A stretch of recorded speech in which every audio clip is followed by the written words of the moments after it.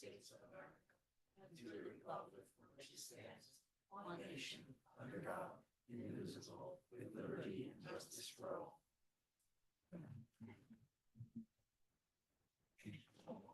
That this meeting has been properly. Yes, Chairman, it has. Mr. Davis. Here. Mr. DeWise. Ms. Fisher. Mr. Grillo. Here. Mr. Parikh.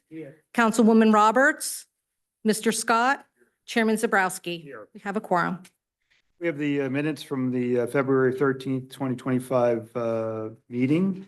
Everybody has gotten a copy of those. Are there any reasons for modification, edits to that, to those minutes? If not, can I get a motion and a second for approval? I'll make a motion. Second. Roll call? Mr. Davis. Yes. Ms. Fisher. Yes. Mr. Grillo. Yes. Mr. Parikh. Mr. Scott. Chairman Zabrowski. Yes. Thank you. Attorney's report? Thank you, Chairman. But earlier in the month, we had our quarterly BDA meeting. I know it's part of the Executive Director's report. I don't want to belabor it, but we had a full house for the meeting and went over the scope of the remediation that's been ongoing. And it's pretty phenomenal what has been done and how close to the end of that process that they are. And I'll leave the balance up to the Executive Director or Zach to report on. Engineers report, David? Justin? Or Justin? Just, our office has been working, our office has been working on the Main Street speed study reduction report. We expect to have that completed sometime next week. We requested traffic reports from the Sayreville Police Department, so we're utilizing those in addition to looking into traffic calming methods that we will send to this board and then to the county. That's all. Thank you, Justin. Executive Director's report? Thank you, Chairman. Executive Director's Report for March 13, 2025. Item number 1, Riverton Project Update. Progress at the Riverton site continues to advance as key redevelopment milestones are met. On February 25th, Sarah attended the quarterly Brownfield Development Area BDA Steering Committee meeting where updates on environmental remediation efforts were discussed. Significant progress has been achieved on parcel B and C with an ongoing remediation work bringing this section closer to being fully remediated. And in fact, I got another email today I'll share with the commissioner as I normally do from their environmental expert. Item number 2, area need of redevelopment recommendation. Sarah's planning team has developed a structured timeline for presenting all pending area in need of redevelopment A&R studies to the Sayreville Planning Board. The planner has worked, Bina has worked closely with the planning board to ensure their streamlined and efficient review process. The first presentation will be focused on the former JCP&L site at the River Road. It's scheduled to take place in coming weeks. There will be this will be followed by Main Street and Crossman Road area, the Route 9 and Unston Road area, and the former Sunshine Biscuit site. Now, JCP&L is, I believe, is slated for April 2nd meeting as being advertised. And then we're looking at the other 2 simultaneously presented in May to the planning board, and that should complete our initial work. Sunshine Biscuit is going to be followed that. There are some open questions that is, if that's completed, then we'll address the Sunshine Biscuit site. Item number 3, Main Street Downtown Revitalization. Efforts to revitalize Sayreville's Main Street Downtown District have continued with the recent distribution of outreach letter to property and business owner in the area.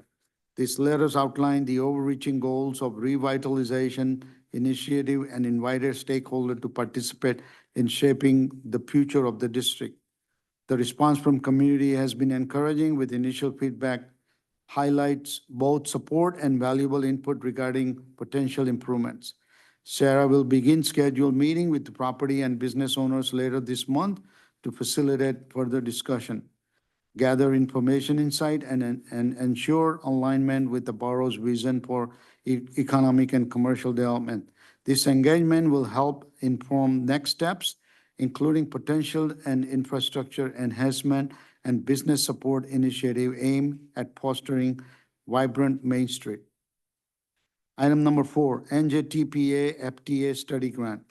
NJTPA has accepted and added the Riverton Parcel B and C Connection Road to the Transportation Improvement Plan.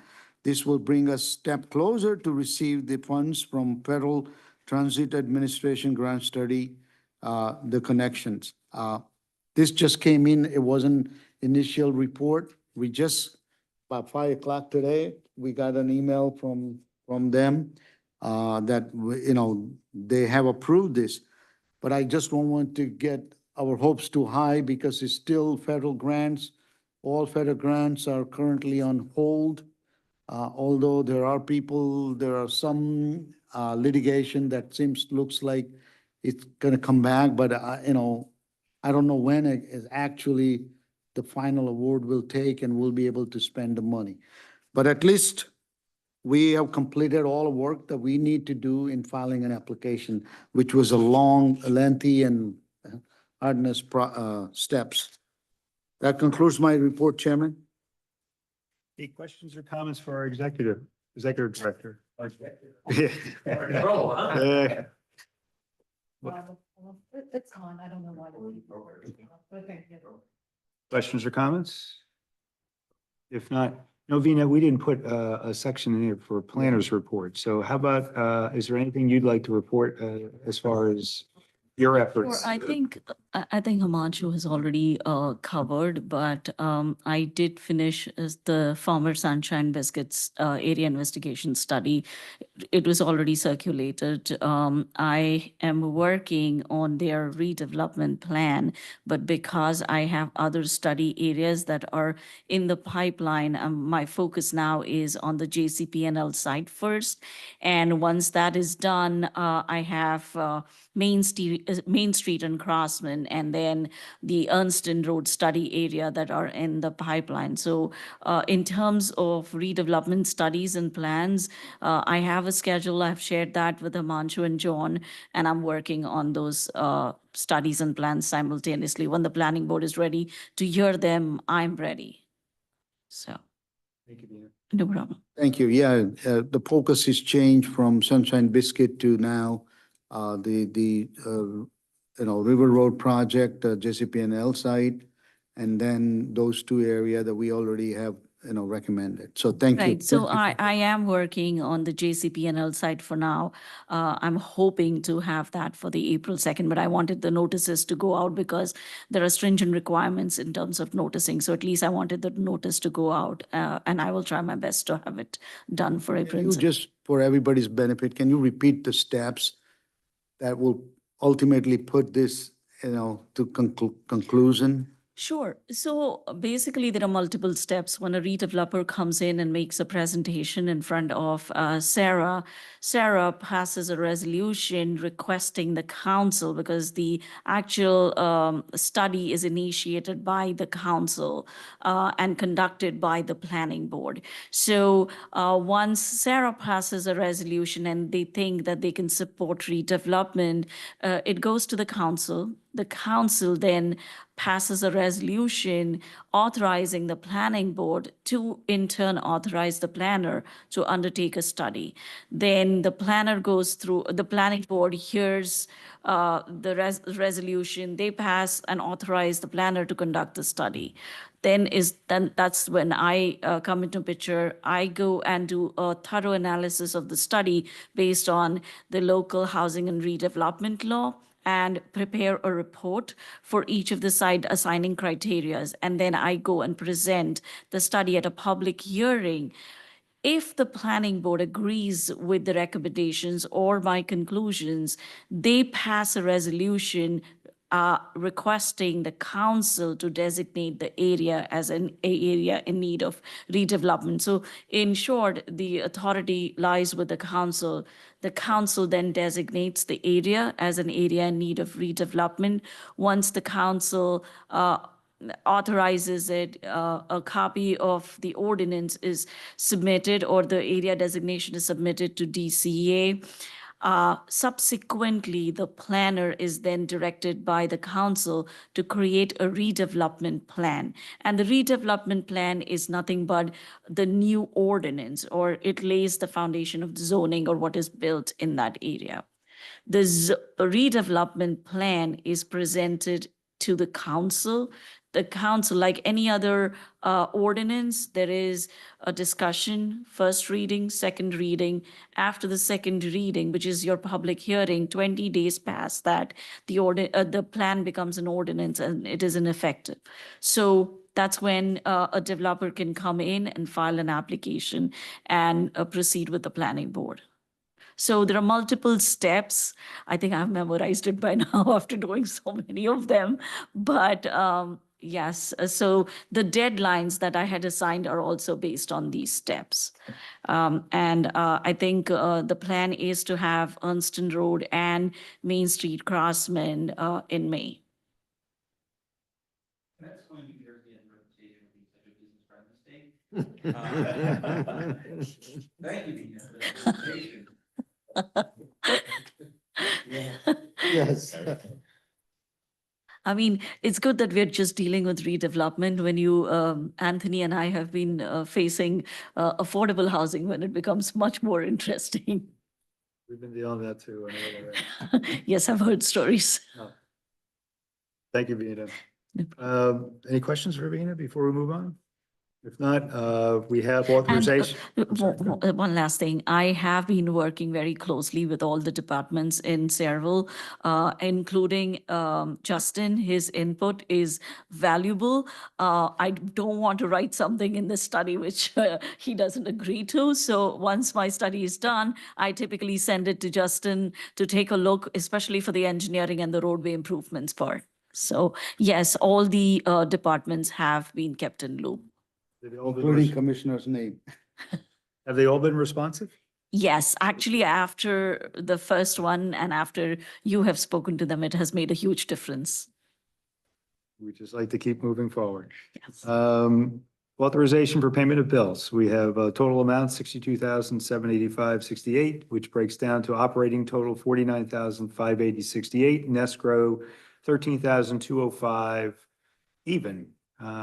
Any questions or comments with regard to payment of bills?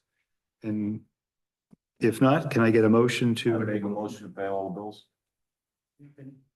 get a motion in a second? Roll call? Mr. Davis? Yes. Ms. Fisher? Yes. Mr. Grillo? Yes. Mr. Parikh? Yes. Mr. Scott? Councilman Zabrowski? Yes. Thank you. On to commissioners' comments, and before we get into that, Kevin, just a real quick question for you. I know that we were looking forward to a second podcast where all our commissioners are going to have a little bit of an opportunity to say hello and express themselves and identify themselves. Are we on, do we have a schedule for that yet? I spoke about that earlier today, and working on putting a schedule together of all the commissioner availability, and we'll record when that is, hopefully at the end of the month. Very good. Anything else in the works besides, you had a lot on your plate with this presentation. Sounds good. You know, our podcasting setup now, equipment and everything, Kevin did we did it. Kevin actually put together all the lists we purchased and everything. Is now you did the excellent podcast, and now our mayor has used that. So that's, we're really getting used the equipment. Yeah. Right. Commissioners' comments? Go ahead, Steve. Yeah, one thing, this is a follow-up from the last meeting. If you remember, I discussed that there was the traffic pain points study that it was being conducted by the municipal planner. And I reviewed the draft with them just prior to our last meeting, so a month ago. We had asked them to go back and look at 3 intersections on Bordentown. So they should have that completed prior to our April meeting. So it's up to you guys if you want to have them present that or just submit it. But it should be ready by then. So just, you tell me on the timing and the agenda. If it's ready in enough time for us to take a look at, I think it would be great to have them actually present. Okay, so I was quarterbacking that with them, so I'll handle it. Yeah, let's get the study, when he's finished, he brings the I'm sorry, when he finishes his study, let's bring it to us. And then certainly in April meeting, we'll add it on the agenda for them to come here and present. Thank you. And Justin or David, I know you mentioned at the last meeting, the widening of Main Street down by Crosman, is that a county project? Yes.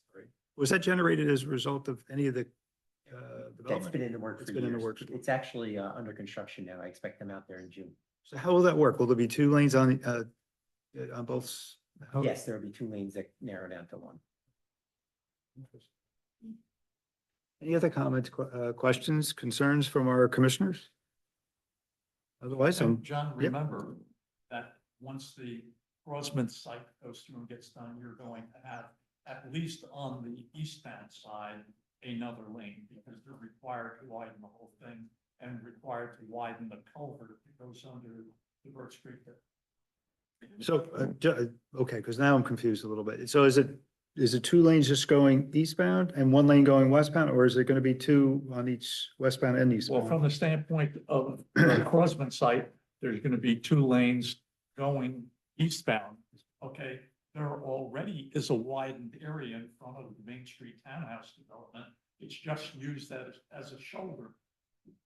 There is the potential that that could be made another lane, but I'm not sure that it's warranted yet. That's something that we'll deal with as we go through time, because the big problem is if we have 2 lanes coming into 1 lane, when we get into the area where the Sun Glow Bakery was, that's going to be a problem. So it may be that one area in front of the Main Street Townhouses should remain heading westbound, 1 lane.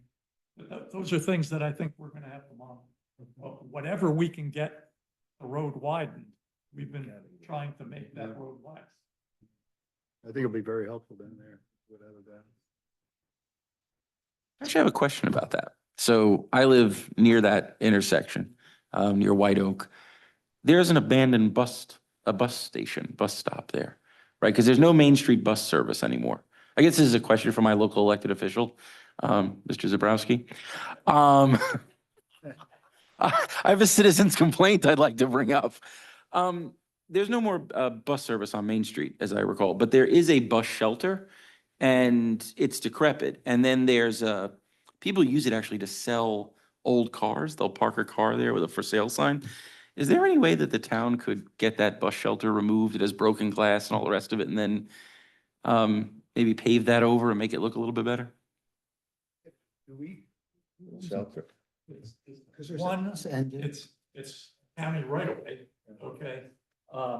The town can request the county to go through, request permission from the county to do it. I don't know if you're gonna be able to just pave that area. Anything would be better. Clean it. I mean, It's just kind of, but taking it down would be appropriate if it's not being utilized. I don't think it's been used in 5 years. I think Yeah. bus service stopped with COVID.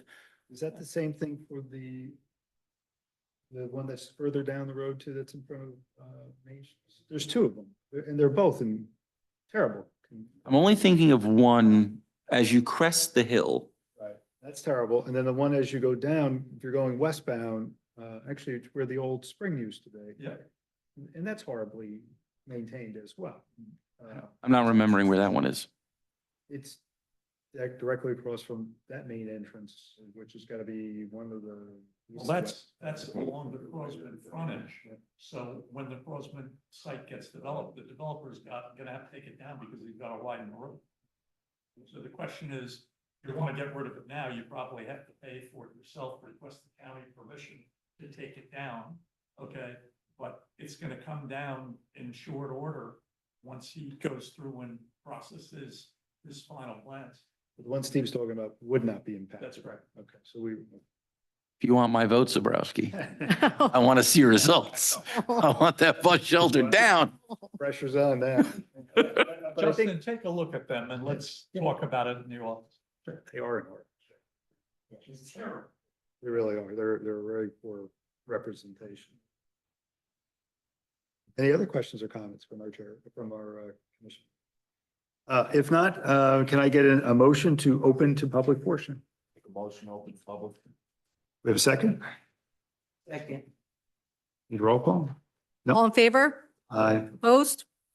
To help keep this meeting as organized as possible, we ask members of the public to approach, state your name, and strive to limit your comment to 3 minutes. All comments this evening should refer to redevelopment and agenda items and be based upon NJSA 10:4-12A and the Sayreville Economic and Redevelopment Agency rules. In the event a member of the public has questions they seek answers to, an appointment can be made during regular business hours with the agency's office. Thank you. Anybody from the public that would like to speak? Anybody from the public that would like to speak? Is there anybody from the public that would like to speak? Seeing no one, can I get a motion to close the public portion? Motion to close. Second. All in favor? Aye. Opposed? With that, can I get a motion for an adjournment? So moved. Second. All in favor? Aye. Opposed? All right. Thank you, everyone. Everybody. Enjoy St. Patrick's Day and who's ever going to the parade.